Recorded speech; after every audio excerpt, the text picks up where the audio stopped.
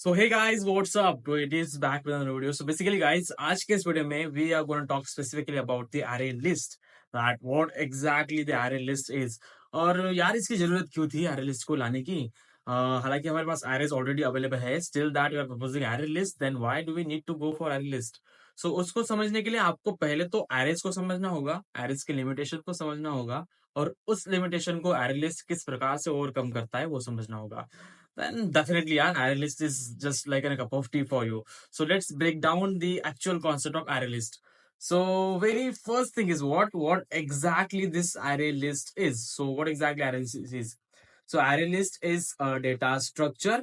Array provides a contiguous memory allocation for us, जिसमें हम sequential manner में हमारा डेटा स्टोर कर सकते हैं.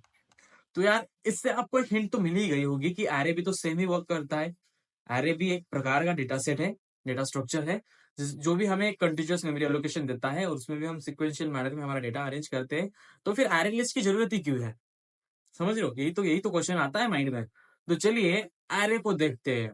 एरे क्या होता है? Array provides us continuous memory allocation, that's it. But उसके आगे भी बहुत कुछ है. अगर हमने एक एरे बनाया देन डेफिनेटली हमें उसको पहले ही उसकी साइज डिफाइन करनी होगी. लेट सपोज अगर मैंने इसकी साइज डिफाइन की 50. समझ रहे हो? अगर मेरे पास बैकएंड में से डेटा आया 150 का, तो रिमेनिंग 100 पार्ट में कहाँ रखूं? तो मुझे अगेन एक और एरे बनाना पड़ेगा जो कि 100 को एकोमोडेट करेगा. मतलब कि समझ लो, first limitation is what? Array has fix size which is not resizable. और अगर मेरे पास रन टाइम में डेटा आ रहा है तो मैं इस पूरे एरे में रन टाइम में डेटा ऐड नहीं कर सकता. मतलब कि we can't add element in dynamically run time. Then afterward हम रिमूव भी नहीं कर सकते यार, तो हम रिमूव भी नहीं कर सकते. This is what the complete scenario about the array. So ये जो है, ये पूरे लिमिटेशंस हमें डेफिनेटली कहीं ना कहीं किसी ना किसी प्रॉब्लम में फंसाएंगे when it's comes about be solving problems. So let's suppose आप आपके कॉलेज में किसी पर्टिकुलर प्रोग्राम का ऑर्गेनाइजेशन कर रहे हो, राइट? और आपके कॉलेज में कुल मिला के 100 स्टूडेंट्स है, और इस ऑर्गेनाइजेशन में आपको रजिस्ट्रेशन चाहिए स्टूडेंट्स के. उसके लिए आपने क्या किया? एक रजिस्ट्रेशन फॉर्म को रिलीज किया. आपने एक रजिस्ट्रेशन फॉर्म को रिलीज किया जिसके बैकएंड में आपने एक एरे रखा जिसकी साइज आपने फिक्स रखी 100. समझ लो, तो यहाँ पे दो कंडीशंस आ सकती है. या तो फिर आपको मोर देन आपके एरे की साइज का डेटा मिले, या फिर आपके एरे की साइज का कम डेटा मिले. फॉर एग्जांपल, आपने रजिस्ट्रेशन फॉर्म रिलीज किया जिसके बैकएंड में आपने एक एरे बनाया जिसकी साइज है 100, तो आपकी कॉलेज की स्टूडेंट है 100. तो यहाँ पे दो कंडीशन कैसे आएंगी? Very first condition is what? In 100 students में से सिर्फ 50 स्टूडेंट्स रजिस्ट्रेशन करेंगे. सिर्फ और सिर्फ 50 स्टूडेंट्स रजिस्ट्रेशन करेंगे, और रिमेनिंग जो 50 स्टूडेंट के लिए जो आपने मेमोरी अलोकेट करके रखी है वो हो जाएगी loss. That's it. And second condition में क्या हो सकता है? मोर देन योर साइज आपके पास रजिस्ट्रेशन आ जाए. लेट सपोज आपके पास 200 रजिस्ट्रेशन आ गए, तो जो 100 स्टूडेंट का जो डेटा है वो हो जाएगा लॉस. यहाँ पे आपकी मेमोरी लॉस हो रही है और यहाँ पे आपका डेटा लॉस हो रहा है. ये क्यों हो रहा है? क्योंकि आप डायनामिकली आपके इस एरे में और आपके इस एरे की साइज में चेंज नहीं कर सकते. ये रिसाइजेबल नहीं है. This is what the actual issue जिसकी वजह से प्रॉब्लम्स आ रहे हैं. तो इस पूरे सिनेरियो में आपको एक अंडरस्टैंडिंग तो मिल ही गई होगी कि आपके पास कुछ इस तरीके का डेटा सेट चाहिए जो डायनामिकली अपने साइज को ग्रो कर सके और डायनामिकली अपने साइज को श्रिंक कर सके. मतलब कि इट शुड बी रिसाइजेबल, ताकि आपको एक एफिशिएंट वे में आप आपके डेटा को मैनेज कर सको. समझ लो. सो यार, this is what the condition where our array list comes in. Array list ऐसे सिचुएशन में आता है और हमें इस प्रॉब्लम में से बाहर निकालता है. ना ही सिर्फ प्रॉब्लम में से बाहर निकालता है, डेफिनेटली हमें वाइड रेंज ऑफ फंक्शनलिटी देता है, क्योंकि हम डायनामिकली हम हमारे एलिमेंट्स को, डेटा को ऐड कर सकेंगे, रिमूव कर सकेंगे और उनको अपडेट कर सकेंगे. This is what the proposed solution of array list over the arrays. तो अगर हम डीएसए के पर्सपेक्टिव से अगर प्रॉब्लम सॉल्व कर रहे हैं तो definitely we should go for the array list, and that's the good choice for us. So we'll just see its actual implementation with the help of code.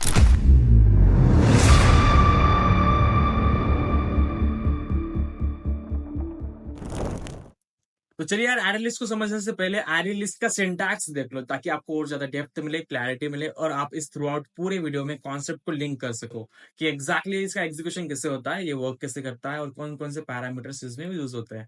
So very first thing यार, कि array list बहुत ही ज्यादा आसान topic है. आपको सिर्फ functionality use करनी है, मेथड्स यूज करने हैं, फंक्शंस यूज करने हैं, और आपको डेटा सेट में चेंजेस करने हैं. That's it.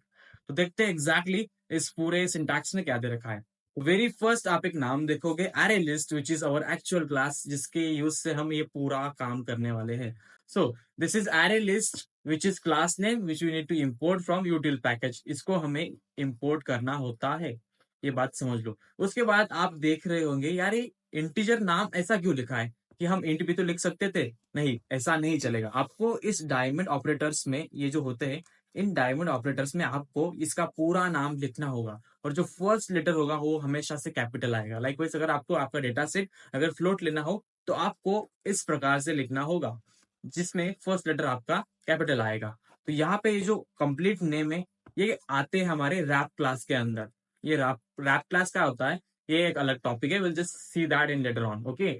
उसके बाद सबसे important, let's try to understand this is what our data type. तो इसको मार्क कर लो। देन नेक्स्ट पॉइंट आता है हमारा रेफरेंस वेरिएबल। आप इसको रेफरेंस वेरिएबल बोलो या फिर आप इसको ऑब्जेक्ट बोलो, one and the same thing. समझ लो। तो ये एक्चुअली क्या होता है, लेट सपोज आप इस पूरे सिंटैक्स का यूज करके एक डेटा सेट बना लेते हो। वो डेटा सेट स्टोर हुआ, एक्चुअली एरे लिस्ट ये जो डेटा सेट है ये स्टोर होता है हमारी हीप मेमोरी में। लेट सपोज ये हमारा डेटा सेट स्टोर हो गया हीप मेमोरी में, हीप में। तो ये जो आप लिस्ट नाम रख रहे हो, रेफरेंस वेरिएबल रख रहे हो, तो ये होता है यूजर डिफाइन रेफरेंस वेरिएबल। मतलब कि किसी पर्टिकुलर क्रिएशन को, किसी पर्टिकुलर आपके असाइन को ये पॉइंट करता है। इस पूरे सिंटैक्स का यूज करके आपने क्या किया, आपने एक डेटा सेट बनाया। तो ये जो रेफरेंस वेरिएबल है, ये रेफरेंस वेरिएबल उस डेटा सेट को पॉइंट करेगा। अगर आपको इस डेटा सेट में कोई भी चेंजेस करने हैं, यहाँ पे अगर आपको किसी एलिमेंट को ऐड करना है, लेट्स सपोज अगर आपको 1 को ऐड करना है, तो आप इसी रेफरेंस वेरिएबल के थ्रू इसको एक्सेस कर सकते हो, इसमें चेंजेस कर सकते हो और इसमें अपडेट कर सकते हो। Likewise all over the things इसके फंक्शनलिटी के यूज के बिहाफ पे, लाइक फॉर एन एग्जांपल अगर इसमें मुझे 1 ऐड करना है, देन मैं लिस्ट डॉट ऑपरेटर यूज करूंगा, देन ऐड ये फंक्शंस यूज करूंगा और इसमें 1 पास करूंगा। तो डेफिनेटली ये जीरोथ इंडेक्स पे हमारा 1 ऐड कर देगा। सो this is what the about reference variable. तो यही हमारा एक्चुअल डेटा सेट है जिसके थ्रू हम सभी टास्क परफॉर्म करने वाले। देन न्यू जो मेमोरी एलोकेशन में यूज होगा, देन आफ्टरवर्ड हमारा एरे क्लास, और उसके बाद हमारा डायमंड ऑपरेटर और parenthesis, and then this is what exactly about the array list. और हम अब एक्चुअल में देखेंगे कि ये कैसे वर्क करता है। तो चलिए यार, फिलहाल के लिए हमने सभी कुछ बातें देख ली, मोस्ट इंपॉर्टेंट थिंग जो कि भी इंपॉर्टेंट थी as the concerns of array list. अब फाइनल टचअप देते हैं हमारे कोड का और हमारे इस कॉन्सेप्ट को और ज्यादा स्ट्रॉन्ग करते हैं। So let's try to run the actual conceptual code based on this array list. So very first, जैसे कि मैंने आपको बताया था, एरे लिस्ट एक क्लास है जो कि एक्चुअल में प्री डिफाइन है। Array list one type of collection framework in Java. वो कलेक्शन फ्रेमवर्क क्या होते हैं, जिसको हम स्क्रैच से ही बना सकते हैं, लाइक जीरो से बना सकते हैं, like link list, stack, queue and too many things are there, जिसको हम स्क्रैच से बना सकते हैं। फिर भी हमें array list, likewise stack, queue या फिर लिंक लिस्ट, हमें Java already pre defined classes provide करती है, जिसका इम्प्लीमेंटेशन ऑलरेडी दिया रखा होता है। हमें सिर्फ उसको इंपोर्ट करके उसको यूज करना होता है। Likewise array list is one of the collection framework. So चलिए, यूटिल पैकेज के अंदर हमारा एरे लिस्ट आता है, तो सिंपली हम उसको इंपोर्ट करेंगे और देखते हैं एग्जैक्टली हमें किस टाइप की wide range of functionality provide करता है। So let's import our actual array list class. तो उसके लिए हम लिखेंगे import Java, then dot util, util package के अंदर है मतलब util, and then array list. So that's it. यहाँ पे हमारा actual array list class import हो चुका है। तो चलिए इस क्लास का हम ऑब्जेक्ट बनाएंगे, मतलब हमारा एक्चुअल डेटा बनाएंगे।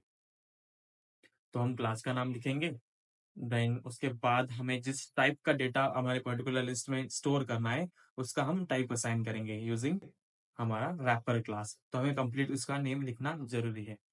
उसके बाद हम लिखेंगे हमारा रेफरेंस वेरिएबल या फिर ऑब्जेक्ट बोलो।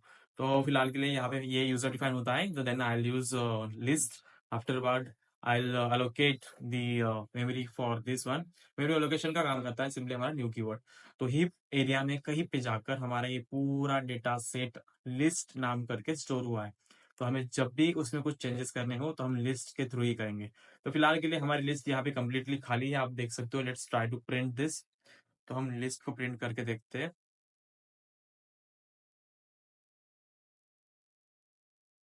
तो आप देख सकते हो हमारी लिस्ट अभी फिलहाल के लिए पूरी खाली है। तो let's try to add the elements in that list. तो यहाँ पे सीन यही आता है कि जो एरे था जिसकी साइज फिक्स थी, बाद में हम ना ऐड कर सकते थे या फिर रिमूव रिमूव कर सकते थे, और ना ही उसको डायनेमिकली चेंज कर सकते थे। But array list is solution over the all over things. तो हम यहाँ पे फिलहाल के लिए ये जो खाली है इसको हम भरेंगे बाय यूजिंग दी फंक्शंस। तो चलिए इस लिस्ट में हम एलिमेंट्स ऐड करेंगे, डेटा ऐड करेंगे by using the add function, जो कि हमें फंक्शनलिटी प्रोवाइड करता है कि हम रन टाइम में इसमें कोई भी एलिमेंट ऐड कर सकते हैं। So let's try to add the elements in our list. तो उसके लिए हम ऐड फंक्शन को कॉल करेंगे। Now will simply store one in our list. उसके बाद हम अगेन अरे लिस्ट के ऐड फंक्शन को कॉल करेंगे और उसमें हम पास करेंगे to.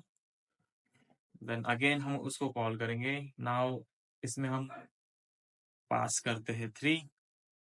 So now let's try to run this code और देखते हैं, इसको प्रिंट करके देखते हैं और हमारा आउटपुट क्या आता है वो देखते हैं।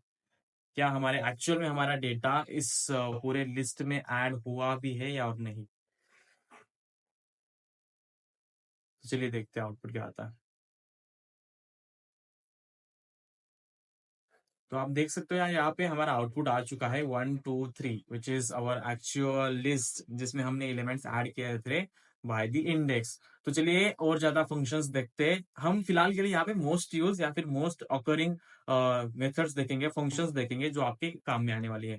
फिलहाल के लिए यही इंपॉर्टेंट है। वैसे अगर देखने जाओ तो मोर देन 40 मेथड्स या फिर फंक्शंस आपके लिए अवेलेबल है, जो कि आप ट्राई कर सकते हो। बट जो मोस्ट यूज है या फिर डीएसए परस्पेक्टिव या फिर प्रॉब्लम सॉल्विंग परस्पेक्टिव, यही मोस्टली यूज होते हैं। Add function, remove function, get function, then set size function, then contain function, like similar kind of functions are there which most often used.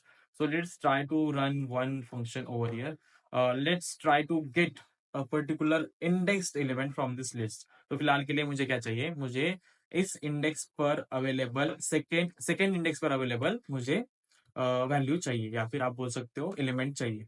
तो मैं simply इसको क्या करूंगा, इसको एक पर्टिकुलर एक वेरिएबल में स्टोर कर लेता हूँ और उस वेरिएबल को मैं प्रिंट करने की कोशिश करता हूँ, जिससे कि हमें मिलेगा सेकेंड इंडेक्स पर अवेलेबल हमारा element. So let's try to print the second index. तो चलिए इसको रन करके देखते हैं। तो यार आप देख सकते हो हमारा सेकेंड इंडेक्स पे अवेलेबल है हमारा थ्री, जो कि हमें सिंपली एज एन आउटपुट हमें मिल गया। तो चलिए सेकेंड हमने लिस्ट, फर्स्टली हमने ऐड देख लिया, देन गेट देख लिया। अब हम इसके बाद देखेंगे रिमूव फंक्शन। हमने ऐड तो कर लिया बट रिमूव कैसे करें।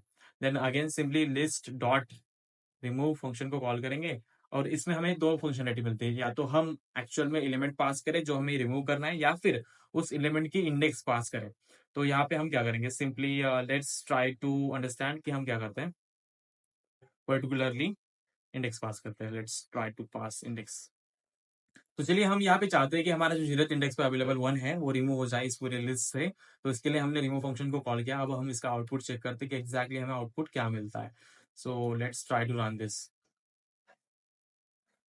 तो यहाँ डेफिनेटली हमें वो हमारा वन जो जीरोथ इंडेक्स पे अवेलेबल था वो रिमूव होके मिल गया।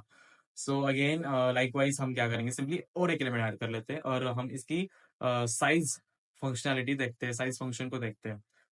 सो let's try to print this one, list dot size.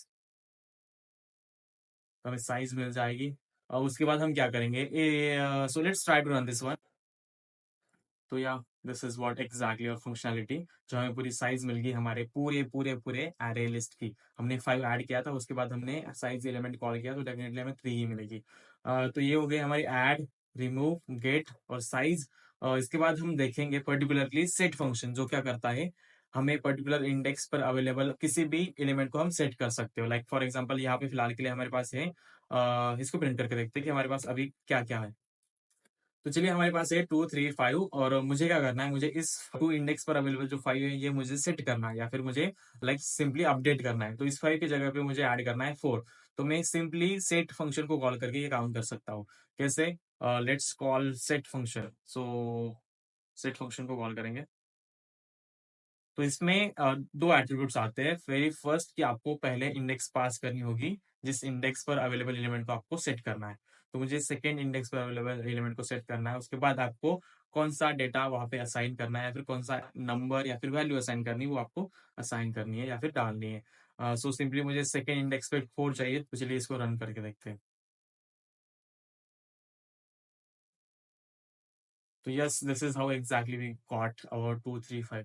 तो यार यही था, और बहुत सारे मेथड्स अवेलेबल है, फंक्शंस अवेलेबल है, जो कि मैं आपको ड्रॉप बॉक्स में प्रोवाइड कर दूंगा, उसके बाद हम पीडीएफ भी प्रोवाइड करेंगे। आप अपने हिसाब से इसको यूज कर सकते हो।